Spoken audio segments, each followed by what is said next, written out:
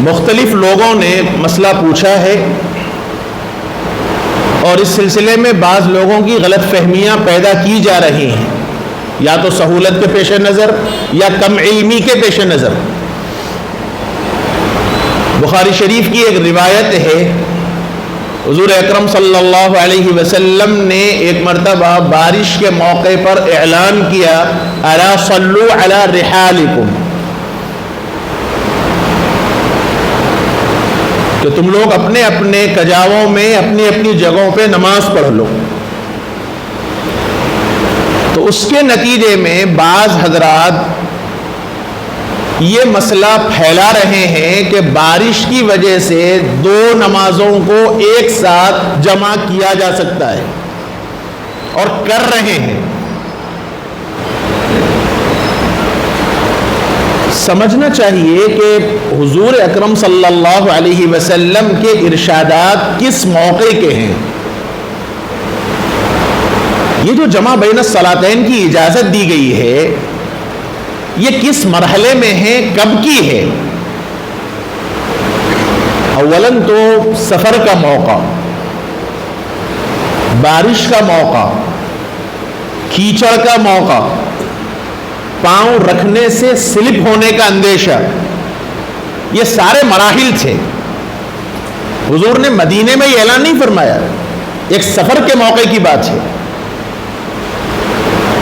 اور بدر کا اگر واقعہ آپ حضرات کے ذہن میں ہو، سیرت سے کوئی واقفیت رکھتا ہو، تو اس کے ذہن میں یہ چیز آنی چاہیے، یا جو ابھی موجودہ صورت میں بدر اگر کوئی گئے ہوئے ہیں، تو بدر کا جو حصہ ہے، جو ریگستانی علاقہ ہے، جو لوگ گئے ہوئے ہیں ان کو اندازہ ہوگا، یا تاریخ کا اور سیرت کا جنہوں نے مطالعہ کیا ہے ان کو اندازہ ہوگا کہ بدر کے موقع پر جب بارش نازل ہوئی تھی تو مسلمانوں کو چونکہ وہ حصہ ملا تھا جو بڑا سخت حصہ تھا،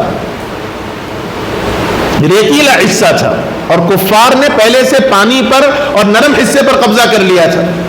اللہ تعالیٰ نے اپنی قدرت کا مظاہرہ فرمایا، اور راتوں رات اتنی سخت بارش ہوئی کہ جہاں کفار تھے وہ حصہ پورا سلپ ہونے لگا، لوگ ٹھہر نہیں پائے، اور جہاں مسلمان کا حصہ تھا وہ حصہ نرم پڑ گیا تھا۔ عرب کی سرزمین کے اعتبار سے اگر تیز اور موسلا دھار بارش ہو، اس زمانے میں ٹھہرنا مشکل ہوتا تھا، چلنا مشکل ہوتا تھا۔ اور سفر کے دوران بھی اللہ کے رسول صلی اللہ علیہ وسلم جماعت سے نماز پڑھنے کا اہتمام فرمایا کرتے تھے، اور باضابطہ ایک جگہ متعین ہوتی تھی، سب وہیں آ کے نماز پڑھتے تھے۔ خیمے الگ الگ ہوتے تھے، دور دراز علاقوں میں پورے میدان میں خیمے پھیلے ہوئے تھے، لیکن نماز کے واسطے ایک حصہ متعین ہوتا تھا، سارے لوگ وہیں آ کے نماز پڑھتے تھے۔ اللہ کے نبی صلی اللہ علیہ وسلم نے جو اعلان فرمایا وہ اس وقت کی بات ہے جب انتہائی کیچڑ کا مسئلہ تھا، پاؤں رکھنا مشکل ہو رہا تھا۔ حضور اپنے خیمے سے باہر نکلے، حضرت بلال رضی اللہ عنہ نے جب اذان دی، اور حضور نے وہ سچویشن دیکھ کر حضرت بلال کو فرمایا کہ اذان میں اعلان کر دو کہ اپنی اپنی جگہوں پہ نماز پڑھ لو۔ اللہ کے کرم سے الحمدللہ پورا ڈینک سسٹم بنا ہوا ہے، ہر ایک کے پاس کار موجود ہے الحمدللہ، الا ماشاء اللہ۔ عام حالات میں نمازوں کو آنے کا، جماعت سے پڑھنے کا ہمارا کوئی اہتمام نہیں ہے۔ سہولتیں میسر ہونے کے باوجود یہ کرنا، اب حد تو یہ سننے میں آئی کہ خالی تھوڑا سا گہرا ابر آ گیا مغرب سے پہلے تو مسجدوں میں جمع بین الصلاتین ہو جا رہی ہے۔ صرف ابر آیا، بارش بھی نہیں ہوئی ابھی۔ اور ایک صاحب نے تو مجھ سے یہ مسئلہ بیان کیا کہ جمع بین الصلاتین اس انداز کی ہوئی کہ مغرب کی نماز ہوئی، سلام بھی امام صاحب نے نہیں پھیرا، کھڑے ہو کے عشاء کی نماز پڑھ لی۔ جمع بین الصلاتین کا طریقہ نہیں معلوم ہے، اعلان کر کے جمع بین الصلاتین ہوگی۔ میرے بھائیو، دین اتنا آسان نہیں ہے، دین آسان ضرور ہے، اتنا آسان نہیں ہے۔ قرآن نے حکم دیا، ان الصلاۃ کانت علی المؤمنین کتابا موقوتا، نماز کا اپنا وقت مقرر ہے، وقت مقرر سے ایک لمحہ پہلے بھی اگر نماز پڑھ لی جائے تو نماز ادا نہیں ہوگی، نماز ادا نہیں ہوگی۔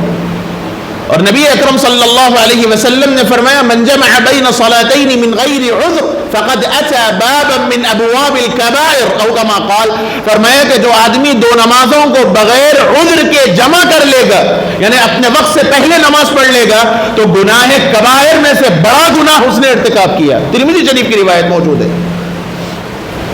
عذر کیا چیز ہے، اس میں اختلاف ہے۔ عذر الگ الگ ہو سکتا ہے۔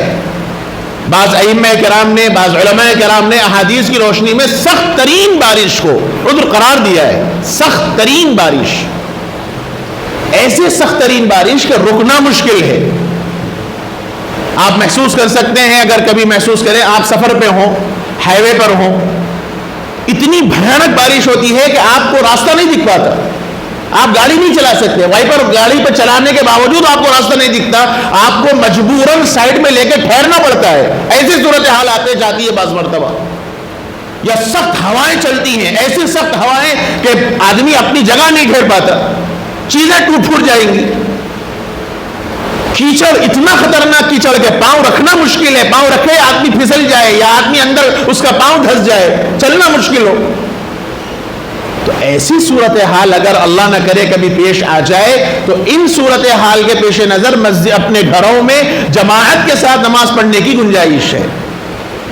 لیکن ایسی معمولی سی بارش یا تھوڑی بارش جہاں الحمدللہ رین کوٹ دستیاب ہے، اللہ کے فضل و کرم سے گاڑیاں دستیاب ہیں، الحمدللہ ساری چیزیں میسر ہیں، حد یہ کہ ان صاحب نے مجھے یہ پوچھا جن کا گھر مسجد کی دیوار سے لگا ہوا ہے، حدیث پر عمل ہے۔ ارے بھائی حدیث، کتنی حدیثوں پہ عمل ہو رہا؟ یہ تو سہولت پسندی ہے، یہ دین پہ حدیث پہ عمل نہیں ہے، یہ سہولت پسندی ہے۔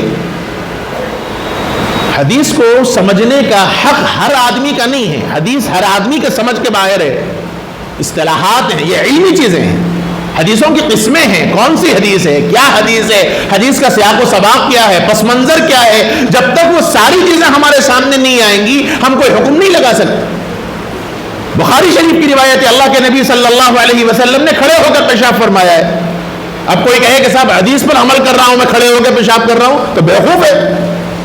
حضور نے وہ پیشاب کھڑے ہو کے کیوں فرمایا؟ کیا مصلحت تھی، کیا پس منظر تھا اس کا؟ جب تک وہ ثابت نہ ہو، جب تک وہ قائم نہ ہو۔ بخاری کی روایت میں آپ کو بتلا رہا ہوں، دیکھ لیجئے، روایت ہے، حضرت عائشہ رضی اللہ عنہا فرماتی ہیں جس آدمی نے کہا کہ حضور نے کھڑے ہو کر پیشاب کیا، اس نے جھوٹ کہا۔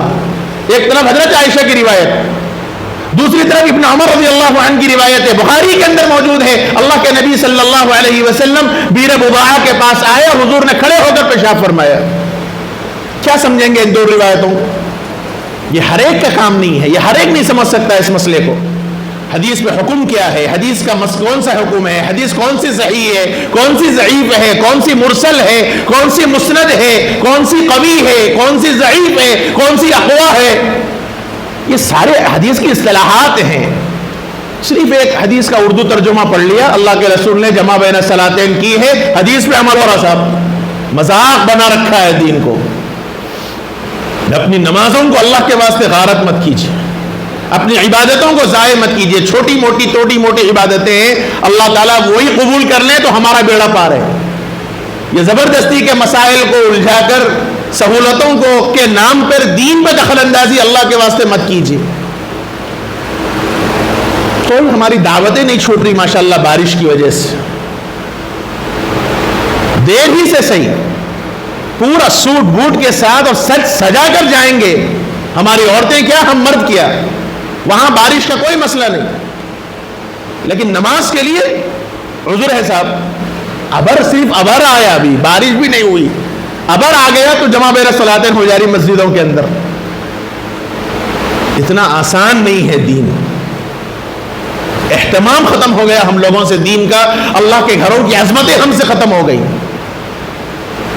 اس کا نتیجہ یہ ہے کہ بس کسی طرح ایک ضابطے کی تکمیل ہو جائے، اللہ کے گھر میں آنے کا ایک جو شوق ہونا چاہیے، جذبہ ہونا چاہیے، اہتمام ہونا چاہیے، ان کے مہمان بننے کا احترام ہونا چاہیے۔ میرے بھائیوں بشمول میں بھی اتنے کا ہوں، میں اپنے آپ کو مخاطب کر کے کہہ رہا ہوں، ہم لوگوں سے وہ چیزیں سب ختم ہو گئیں، اس کا نتیجہ یہ کہ ہم صرف ضابطے کے پابند ہو گئے۔ اس لیے اس کا خیال رکھیے، یہ اس قسم کے مسائل ہیں، علماء سے پوچھئے، علماء سے پوچھ کے آپ کام کیجئے. اور اگر ایسی جگہ کسی جگہ آپ پہنچے ہوں جہاں جمع بین الصلاتین ہو رہی ہو تو آپ اگر پڑھ بھی لیں تو آپ کی نماز نہیں ہوگی، دوبارہ اپنے وقت پہ عشاء کی نماز آپ کو پڑھنی پڑے گی. ہاں عذر ہو الگ مسئلہ ہے، اور وہ اعذار کیا کیا ہیں وہ علماء سے آپ پوچھ کے اس کے مطابق کام کیجئے. عمومی اعتبار سے اس کی گنجائش نہیں.